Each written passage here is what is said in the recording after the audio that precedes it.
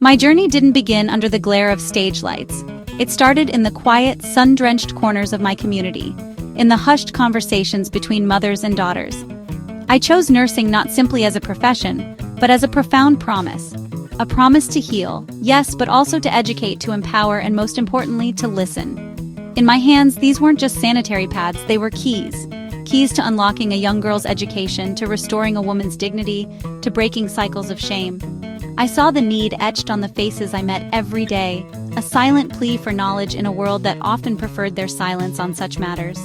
My heart was filled with a fierce, unwavering determination, a core belief that healthcare is a fundamental human right, not a privilege reserved for a few. I knew the path would be fraught with challenges, but the flicker of hope I saw in their eyes fueled a fire within me that no amount of resistance could ever extinguish. Armed with pamphlets, diagrams, and a heart full of that hope, I went door to door. I wanted to start a conversation about menstrual health, to dismantle the taboos that held so many women in our community captive. But the warm welcome I had envisioned was often replaced by a wall of polite suspicion. Doors, once ajar, would gently but firmly close. It was a quiet, almost apologetic rejection, but it thundered with the weight of generations of tradition. "This is not a topic for public discussion," they would say. "You are a nurse. Tend to the sick. Don't stir the waters of our culture." Each closed door felt like a personal failure. The whispers followed me down the dusty roads, questioning my motives, my place. The weight of it all would sometimes settle on my shoulders, a heavy cloak of disappointment and doubt. I would sit alone, the setting sun casting long shadows, and wonder if they were right. Was I fighting an impossible battle? But in the quiet solitude of the night, surrounded by textbooks and the soft glow of a single lamp, my frustration began to transform. It sharpened into a resolute focus. The voices of doubt, the ones that insisted my place was in the background, became a constant refrain in my mind. They told me my voice didn't belong here. The words echoed not as a condemnation, but as a challenge. That a nurse should be quiet, a caregiver, a helper, but never a leader, never a voice for change. I realized the problem wasn't my message, it was my platform. I was speaking in whispers when I needed to command an auditorium. My mission was too vital to be silenced by closed doors and outdated norms. A new resolve settled in my heart. If they wouldn't listen to a nurse in a clinic, perhaps they would listen to a voice that could not be ignored. And so, I made a decision that surprised everyone, including myself. I traded my scrubs for a gown, the sterile quiet of the clinic for the roar of a crowd. It was a world away from everything I knew, a world of bright lights, high heels, and intense scrutiny. Many questioned my choice, seeing it as frivolous, a betrayal of my serious profession. But I saw it as a strategy. I saw a platform, a microphone, a spotlight that could reach the very homes that had been closed to me. Every step on that stage, every answer I gave was infused with my advocacy. I spoke about public health, about women's empowerment, about the urgent need to break the silence. And then the moment came. The weight of the crown was nothing compared to the weight of the responsibility it represented. The tears that fell were not just of personal joy, but of triumph for a cause much bigger than myself. So I found a stage loud enough for them to hear. A stage where a nurse's voice could finally ring out, clear, powerful, and undeniable. In the ordered world of the hospital, I found my rhythm. As a nurse, I learned that true care goes beyond charts and prescriptions. It's in the quiet moments, listening to the stories that aren't in a medical file. I saw how women's health was often a silent struggle, a private burden. I knew then my calling wasn't just to treat illness, but to build a foundation of wellness through knowledge, to empower women before they ever became patients. So I took my mission from the polished hospital floors to the dusty roads of my own community. A place rich in tradition, but where some traditions cast long shadows. I wanted to talk about something fundamental, something that held so many girls back from their potential. Menstrual hygiene is a basic part of health. It's a ticket to education, dignity, and empowerment. But the silence I wanted to break was a wall. The topic was taboo, met with averted eyes and polite but firm dismissals. My carefully prepared sessions were met with empty chairs. Each closed door felt like a personal failure. The message was clear. This was not a conversation they were ready to have. My frustration grew, but beneath it, a stubborn resolve took root. Alone, surrounded by the very tools of empowerment that no one would take, I questioned my approach. Was I an outsider forcing an unwelcome change?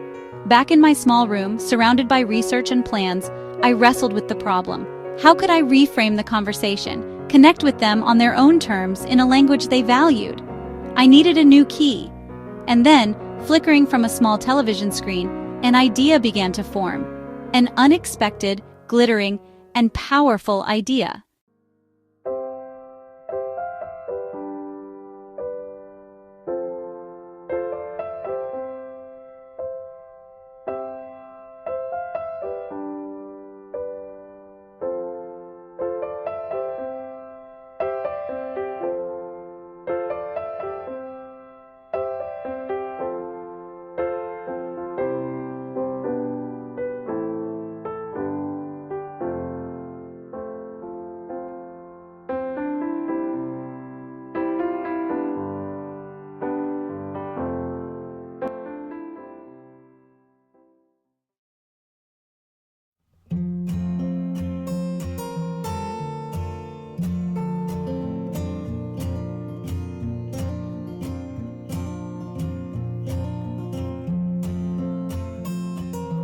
My advocacy isn't just a talking point, it's my life's work.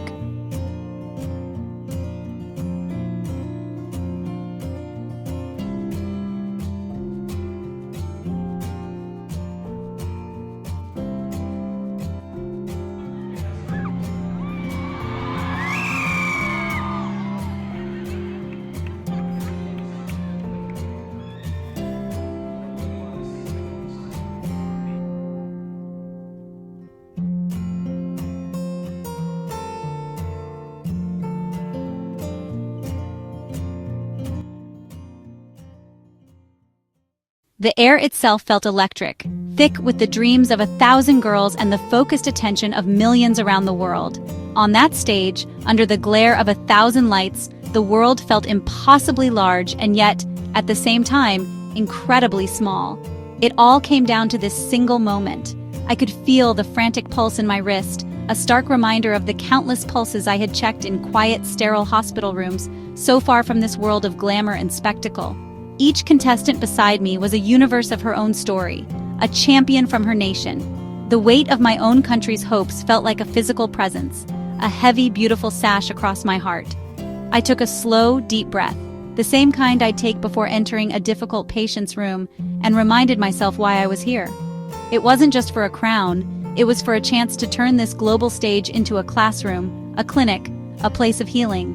The host's voice boomed, pulling me from my thoughts. The final question, the one that separates the winner from the runner-up.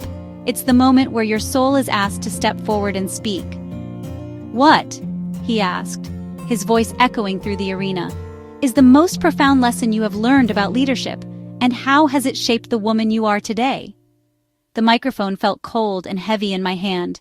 My mind didn't race to textbooks or famous quotes. Instead, it flew back to the dusty roads and the closed doors of my own community, back to the faces of the women I had tried and initially failed to help. Their faces, etched with suspicion and fear, flashed before my eyes. That was my lesson. That was my story. I began, "I once believed leadership was about having the right answers, about being the expert, about leading from the front. I went into communities as a nurse, armed with knowledge and a desire to help, wanting to teach women about their health. But they didn't listen. They turned away. They saw me not as a helper, but as an outsider judging their traditions." I paused, letting the weight of that memory settle in the vast, silent hall. And because of that, I felt rejected, but with that, instead of turning away, I chose to sit with them and listen, to lead with an open heart. I learned that my knowledge meant nothing without their trust. And trust isn't demanded, it's earned. It's earned in the quiet moments, in the shared cups of tea, in the willingness to understand before seeking to be understood. I stopped talking and started hearing. I heard their fears about childbirth, their inherited silence around monthly cycles, the shame that had been woven into their womanhood for generations. My leadership wasn't in the pamphlets I carried, but in the patience I showed. It was in creating a space safe enough for their stories to be told. My voice grew stronger, filled with the conviction of that hard-won truth.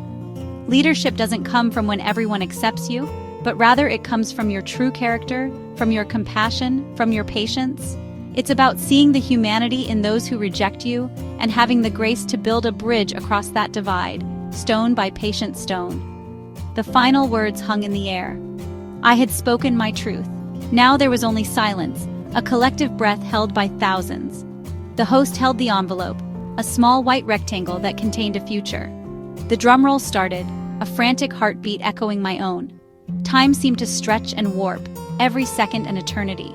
I looked at the girl beside me, squeezed her hand, and we shared a smile of mutual respect. In this moment, we were both winners, having survived this incredible journey. But only one name was in that envelope. The new Miss International is Philippines! The sound of my country's name was a tidal wave, a roar that washed over me and swept away every doubt, every fear, every moment of rejection. It wasn't just my name. It was the name of every woman I had sat with, every story I had heard. Tears streamed down my face, not just of joy, but of profound, overwhelming gratitude. A sense of immense responsibility settled upon my shoulders, heavier and more precious than any crown. As the crown was placed on my head, I didn't feel like a queen. I felt like a servant who had just been handed the world's most powerful megaphone. The weight of it was real, a tangible reminder of the promise I had made not just to the judges, but to myself and to the women back home. This was not an endpoint. It was the starting line of the most important race of my life. My victory walk was a blur of light and sound. Every step was a promise to amplify the voices of the voiceless, a promise to use this platform to dismantle the stigmas I had fought so hard against. I waved to the crowd, but in my mind's eye, I saw the women in the villages, and I hoped with all my heart that they were watching. I hoped they saw that their stories, their struggles, now had a place on the world stage. The days that followed were a whirlwind. The world's media was fascinated not by the gown or the crown, but by the story of the nurse who won. They wanted to know about the rejection, about the women, about the advocacy, and I told them. In every interview, on every talk show, I pivoted the conversation from pageantry to public health, from my victory to their needs. I was determined to make my one-year reign the beginning of a lifetime of change. I established a foundation dedicated to creating safe spaces for women's health education in underserved communities. We didn't just build clinics, we built trust. We trained local women to be health advocates, empowering them to lead from within. We partnered with global NGOs to bring resources, but we always let the community lead the conversation. The crown opened doors that would have remained firmly shut to a lone nurse. It gave me a seat at tables where policy was made and budgets were allocated. But the most important journey was the one back home. I returned to the same villages where I had once been met with silence. This time, there were no closed doors. There were feasts and celebrations. They didn't see a distant beauty queen. They saw their daughter, their sister, their nurse, who had gone out into the world and told their story. They saw that their lives, their fears, their hopes mattered. The change was palpable. The conversations that were once whispered in secret were now happening in the open. Mothers were teaching their daughters about their bodies with pride, not shame. Women were seeking medical care without fear of judgment. We had replaced stigma with knowledge and fear with empowerment. The true victory wasn't the crown I wore for a year. It was the crowns of dignity and self-worth that these women would now wear for a lifetime. My reign ended, as all reigns do. The sash was passed to another deserving woman, but the work, my true work, continued. It grew beyond what I could have ever imagined. The foundation now operates in dozens of countries, always with the same core principle I learned on that dusty road. Leadership is not a title or a crown. It is not a moment of victory on a brightly lit stage. It is the quiet, persistent, and often thankless work of seeing the unseen, hearing the unheard, and loving the unloved. True, enduring leadership is always born from empathy. It is the choice, made again and again, to sit with others in their reality and to lead, not with a louder voice but with a more open heart.